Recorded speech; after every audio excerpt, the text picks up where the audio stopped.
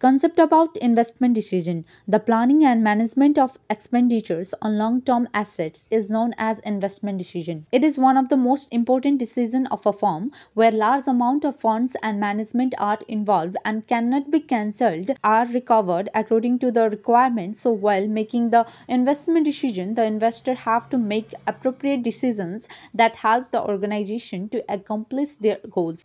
यदि मैले अहिले चाहिँ बाइक किन्नुपर्ने छ र मसँग different types of brand option छन् like X plus Hero Yamaha Suzuki तर मैले चाहिँ बाइक किन्दाखेरि चाहिँ फ्युचरसम्म चाहिँ त्यो बाइकको पर्फर्मेन्स कस्तो हुन्छ र यदि फ्युचरमा गएर मैले त्यो बाइकलाई चाहिँ बेच्नु पर्यो अथवा त्यसको सट्टा न्यू लिनु पर्यो भनेपछि चाहिँ त्यो बाइकको कन्डिसन चाहिँ के हुन्छ त्यतिखेर चाहिँ मलाई कतिको रिटर्न मिल्नेछ फ्युचरमा त्यसैले हामीले कुनै पनि इन्भेस्टमेन्ट डिसिजन गर्दाखेरि त्यसमा चाहिँ फिक्स एसेट्सहरू परेको हुन्छन् जसको कारणले चाहिँ फ्युचरसँग हामीले चाहिँ जाँचेर त्यो फिक्स एसेट्सले हामीलाई कतिको रिटर्न दिन्छ भनेर चाहिँ हामीले इन्भेस्टमेन्ट डिसिजन गर्ने गर्छौँ इन्भेस्टमेन्ट डिसिजन चाहिँ एउटा large amount of funds and म्यानेजमेन्टमा हुन्छ सो यो चाहिँ इजिली क्यान्सलेबल हुँदैन